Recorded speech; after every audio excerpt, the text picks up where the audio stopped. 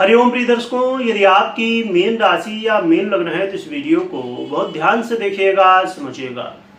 इस वीडियो में हम समझने वाले हैं कि अब आप अपने जीवन में आगे यदि बढ़ना चाहते हैं तो आपको कोई रोक नहीं सकता है सफलताओं में। कौन सी वो सफलताएं हैं जो आपको मिल सकती हैं, किन क्षेत्रों में, किन विषयों में और क्यों मिलेंगे, दोनों जानेंगे कि सफलता मिलेगी, कौन सी सफलता मिल सकती है और क्यों मिल सकती है। क्योंकि ये बेहद जरूरी है कि आप समझें कि ये परिस्थितियां कौन सी हैं, क्योंकि बस ऐसे हवा में बात करने से नहीं कहा जा सकता कि हाँ भाई ऐसा कुछ होगा। आइए समझते हैं। 27 अक्टूबर 2025 को एक महत्वपूर्ण परिवर्तन होने वाला है, जो कि आए दिन कोई न कोई ग्रह बदलता ही रहता है, परंतु कुछ ऐसे परिवर्तन होते जो कि बड़े प्रभाव हमारे जीवन में छोड़ते हैं। उसी में से एक है मंगल का परिवर्तन। क्योंकि आप देख रहे थे कि लगातार मंगल जो 2025 में गोचर कर रहे थे, पीड़ित अवस्था में थे और उसका प्रभाव भी देश दुनिया में दिखा और हमने पहले चर्चा भी कई बार कर चुके हैं। तो मंगल का गोचर काल स्वयं की ही राशि वृश्चिक में होने जा रहा है। तो 27 अक्टूबर का इनका परिवर्तन होगा। तो 28 अक्टूबर से क्या प्रभाव दिखेंगे, और इनका गोचर काल अभी 7 दिसंबर तक इसी वृश्चिक राशि पर ही चलने वाला है। मंगल देखा जाए तो मीन वालों के लिए द्वितीय भाव और भाग्य भाव का आधिपत्य रखते हैं, और इस समय इनका गोचर काल भी भाग्य भाव में ही होगा, जो कि बड़ा महत्वपूर्ण है। और वृश्चिक राशि में बुध पहले से गोचर कर हैं, तो दोनों ग्रहों की युति भी होगी और देवगुरु बृहस्पति जैसे ग्रह की दृष्टि भी है, और वो भी देवगुरु बृहस्पति इस समय उच्च अवस्था को प्राप्त है, यानी कि उस स्थिति को प्राप्त हैं जहां पर बहुत अच्छे फल दे सकते हैं।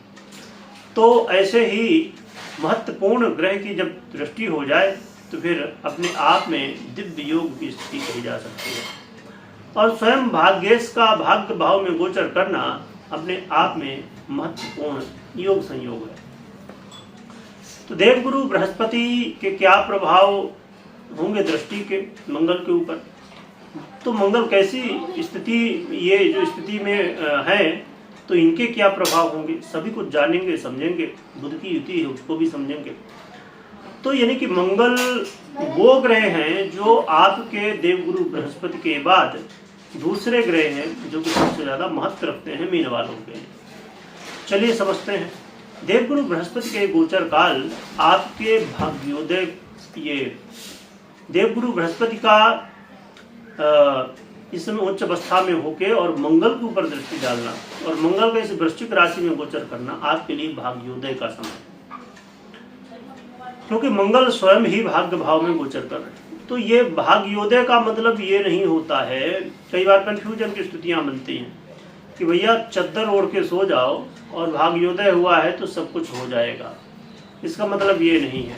इसका मतलब ये है कि आपने जो कर्म किए हैं उनके अब रिजल्ट मिलने का समय आ चुका है। और जब कहते हैं ना कि समय अनुकूल हो तो फिर बहुत सारे काम बनने शुरू हो जाते हैं। तो वही समय है, समय अनुकूल हो सकता है आपके लिए और आपको अच्छे परिणाम देखने को मिल सकते हैं। इसके अलावा आपका मन इस समय धर्म कर्म में और भगवान की सेवा के प्रति लगेगा। धर्म कर्म से जुड़ेंगे और धार्मिक यात्राओं का मौका भी मिल सकता है। और यह समय आपके अंदर जोश में वृद्धि करने वाला, मल्टीपल चीज़ों को सीखने के लिए प्रेरित करने वाला और कई क्षेत्रों में सफलताओं को दिलाने वाला हो सकता है। भाई बंधुओं के बीच आपस में यदि किसी तरह अनमन की स्थिति या मनमुटाव था, उसमें सुधार, और खेल कूद या क्रिएटिविटी से रिलेटेड क्षेत्रों में सफलताएं देखने को मिल सकती है। तो मंगल के बड़े ही अच्छे प्रभाव हैं और आपको जहां पर आप जॉब है या बिजनेस है वहां से तो बेनिफिट मिलना ही है। विपरीत जगहों से भी, जैसे आप आउट ऑफ कंट्री में या कहीं से कनेक्टेड हैं, तो वहां से भी बेनिफिट देखने को मिल सकते हैं। तो मंगल के बड़े अच्छे प्रभाव हैं, परंतु कुछ सावधानियां भी हैं, क्योंकि हमने समझा कि बुध का भी गोचर काल चल ही रहा है। तो बुध के गोचर काल का भी प्रभाव, क्योंकि बुध का ही गोचर काल वृश्चिक राशि में यानी कि अच्छी स्थिति नहीं है, शत्रु राशि पर है, तो इसलिए बुध का ही गोचर काल कहीं न कहीं समस्याएं उत्पन्न कर सकता है। यहाँ पर क्या आपको ध्यान में रखना है कि कुछ भी बोलने से पहले, कुछ भी निर्णय लेने से पहले, कुछ भी काम कर रहे हैं तो उसमें बहुत गहराई से समझिए कि क्या समस्याएं आ सकती हैं, क्या बाधाएं आ सकती हैं, क्या यहाँ पर दिक्कतें हो सकती हैं। तो आपको बिना सोचे विचारे, बिना किसी जानकार व्यक्ति की सलाह के कोई भी निर्णय नहीं लेना है।